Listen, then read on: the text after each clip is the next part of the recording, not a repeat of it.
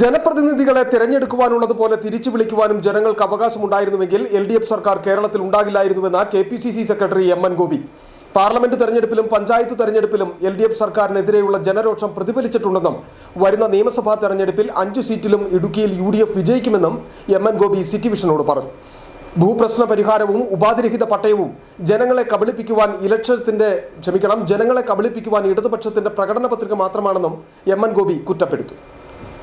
ജനാധിപത്യത്തിൽ ആളുകൾക്ക് വോട്ട് രേഖപ്പെടുത്തി ജനപ്രതിനിധികളെ തിരഞ്ഞെടുക്കാൻ ഉള്ള അവകാശം പോലെ അവരെ തിരിച്ചു വിളിക്കാനും കൂടി അവകാശമുണ്ടായിരുന്നെങ്കിൽ ഈ ഗവൺമെൻറ് കേരളത്തിൽ നിലനിൽക്കത്തില്ല.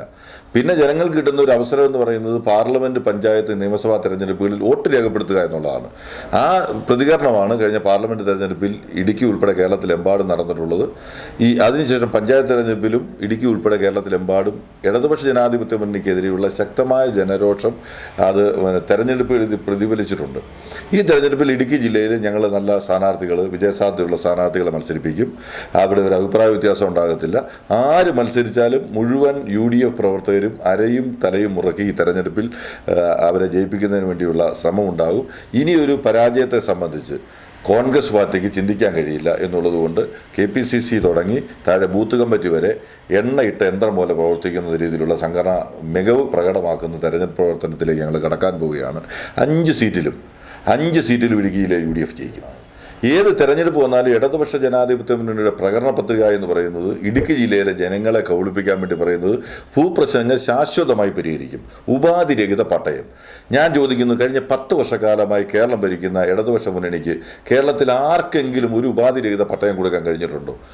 അപ്പോൾ ഏത് തെരഞ്ഞെടുപ്പ് വരുമ്പോൾ ഉപാധിരഹിത പട്ടയം കൊടുക്കുമെന്നും ഭൂപ്രശ്നങ്ങൾ ശാശ്വതമായി പരിഹരിക്കുമെന്ന് പറഞ്ഞിട്ട് കേരളത്തിലെ ഏറ്റവും സങ്കീർണമായ ഭൂപ്രശ്നങ്ങൾ നിലനിൽക്കുന്ന ജില്ലയായി ഇടുക്കി മാറുകയാണ്. ഇടുക്കിയിൽ മാത്രമാണ് ഈ സങ്കീർണത നിലനിൽക്കുന്നത്.